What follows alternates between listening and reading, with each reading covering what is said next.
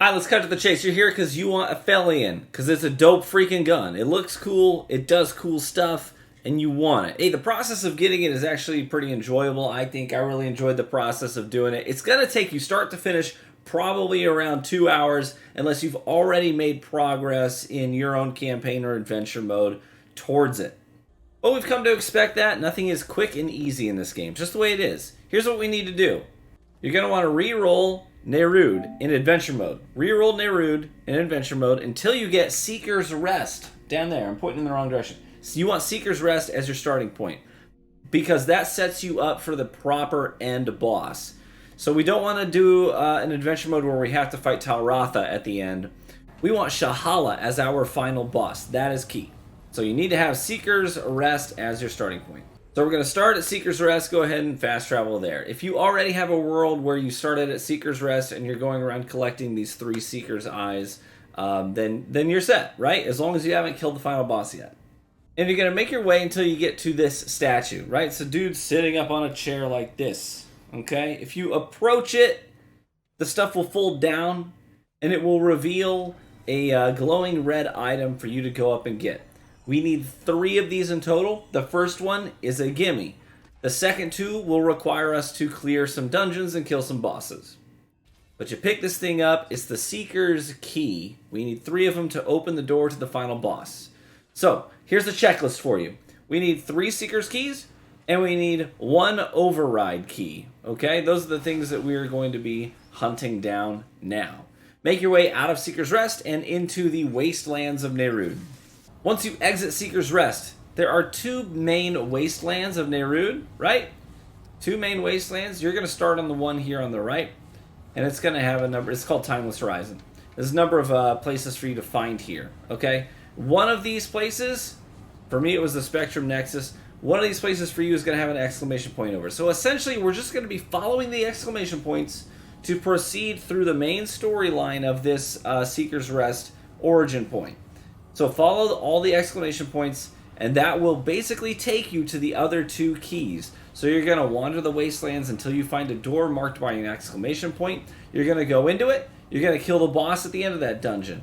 So for me, my first location was the hatchery, so I had to kill this shiny little blue mother trucker. And I did it in a hilarious way. I literally got the killing blow on this guy because he jumped onto my face and my big chunky dude suplexed him onto the floor because you flop dodge.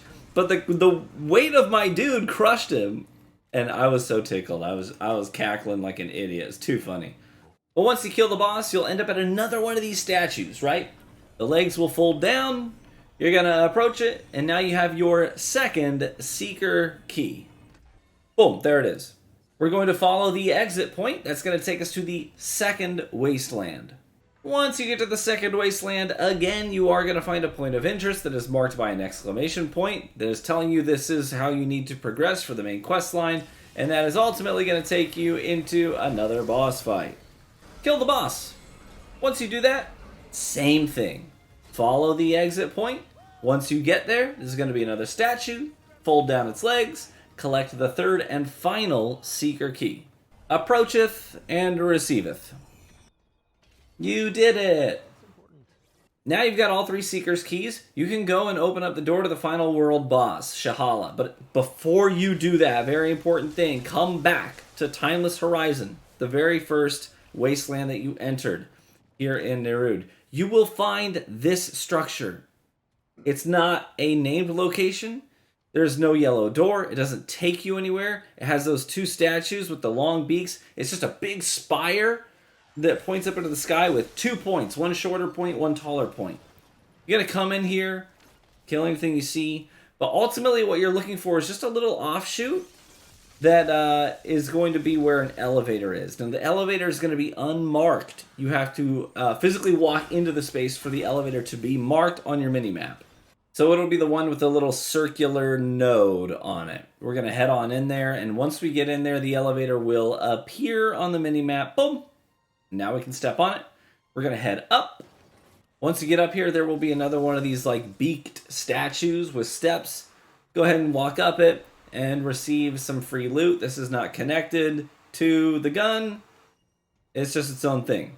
While we're here, though, we are going to look for a second elevator. So come down the stairs, wrap around, and another elevator will reveal itself to you on the minimap. It's right up here. This one's going to take us back up to another hidden area of this spire. Once you take that elevator up, you need one more elevator. There's going to be another elevator up here. You can see the statue from up here that we just eluded that shindig at. This elevator is going to take us down. And here in front of us is a glowing red item. Approacheth and receiveth.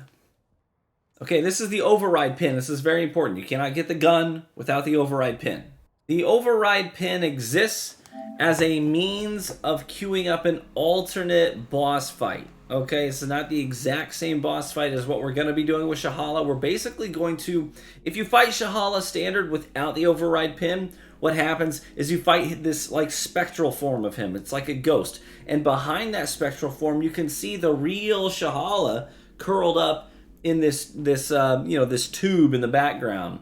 So we're not actually fighting him, we're fighting a projection of him. If we use the override pin, this is going to queue up an alternate boss phase, where instead of fighting his spectral self, he's going to break out of the prison and fight us with his real actual body.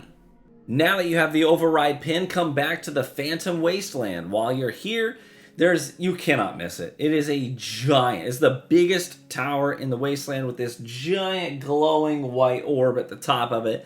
That'll let you know where you need to go. Approacheth. And when you approach, there's a pedestal here. We're going to put in all 3 of these Seeker's keys. Once we get all 3 of them inserted, the door to the tower will open to us.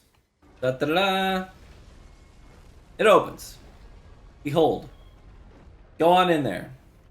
When you go in, Sha'Hala is going to be talking to you this whole time. And you're going to take the longest elevator ride of your life. It's like, you ever see the newest Into the Spider-Verse? What's it called? Across the Spider-Verse? And there's that portion where the bad Spider-Man, Dracula Spider-Man, is like coming down that elevator like mega slow, and you're like, okay, any time today. This is that. In reverse. And here we are at Sha'Hala's doorstep. He's inside that incubator egg thingy-madoodad. Go ahead and activate your checkpoint. And right in front of his egg is a console. Walk up to that console, and on the lower right side of the console, there will be a little circular keyhole that you can interact with. Shove that override pin right on in there, and that's going to queue up his alternate boss mode. So this is his real self. And if you die, you don't have to put the override key in again. It'll just keep it this way. You know, you can die, reset, come back in, die, reset, come back in, until you get the guy dead. If you need help with this boss fight, I will not spoil it in this video, but I will give you tips. In the next video I upload will be a guide on how to take down Sha'Hala.